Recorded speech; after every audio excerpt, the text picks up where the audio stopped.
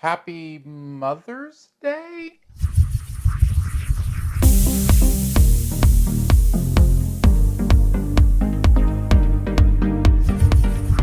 You seem like a great mom. Great moms organize class parties and casino night. They bake cupcakes that look like minions. All the things I'm just too tired to do. Honestly, even getting dressed just feels exhausting. I open my closet and I just think, didn't I just do this? Yeah, but that's the downside of living on a planet with a short solar day. Although Jupiter's even shorter. You're like a book of fun facts for unpopular fourth graders.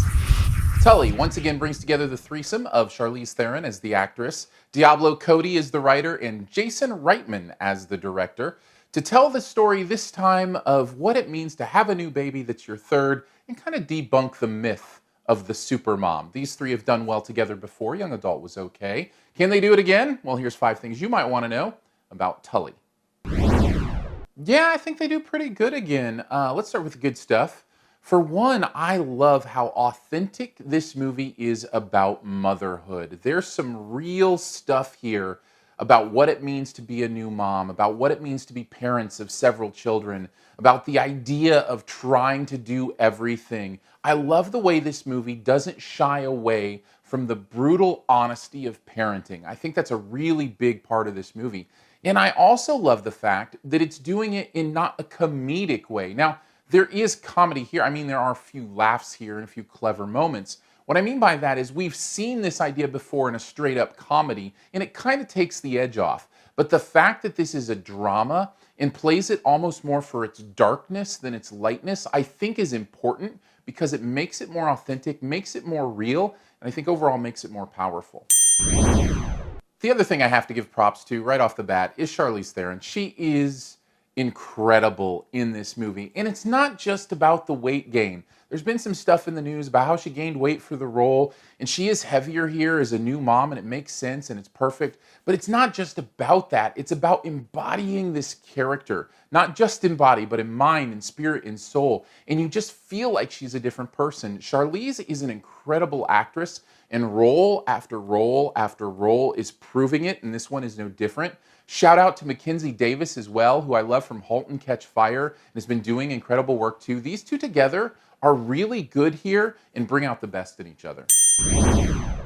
The other thing I think works in this movie is the heart. I think there's a beautiful message here about what it means to be in a family, about what it means to persevere, about what it means to be broken people trying to raise other people to be whole. Those are difficult concepts to tackle, and I think the movie does it very well. Thematically, the message appears to me to be one of perseverance and one of wholeness. I love that. I will say, I have heard talk that some people are coming out of this feeling like it makes light of postpartum depression and it makes light of that time in a mom's life. I didn't pick that up at all.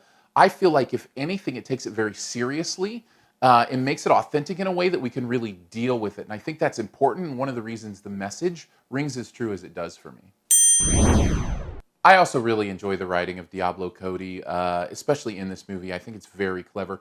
I am going to give this a yellow because I think for some it may be overly clever and takes away from the authenticity of the characters, because real people wouldn't necessarily speak like that.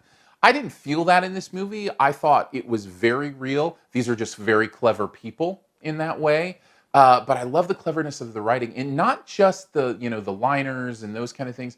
I mean also in the structure of this movie as well. I'm not going to give anything away about the ending, but just to say it's very clever, it's interesting, I think it's executed well. All of that together makes this movie, I think, even up a notch for me, even though it may bring it down for some.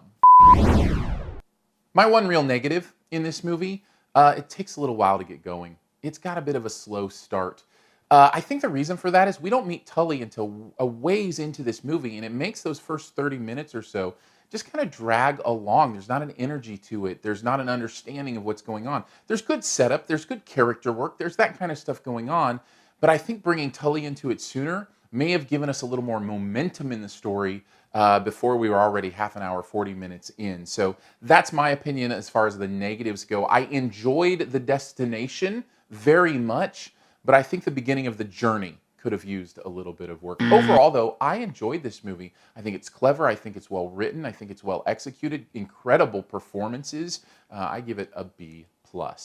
Thanks for checking out this Your Movie Friend review. We'll get to the Best Ever Challenge here in a bit. Before we do, thank you for your support of Your Movie Friend. It means the world to me.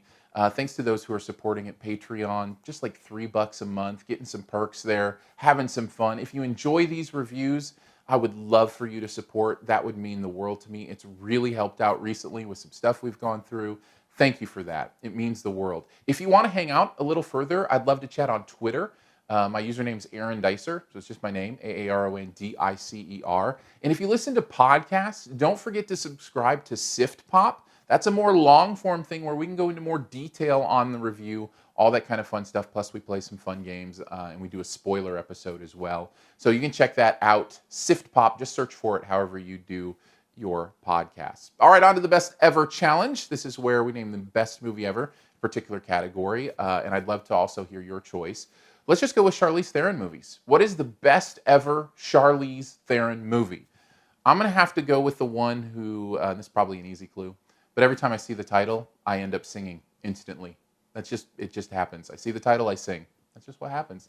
Take a guess at mine in the comments. You can leave your choice there as well. And as always, I'll give you a few extra seconds to hit subscribe so you can follow me at YouTube and know when new videos are out. Just click my face when it comes up on the screen.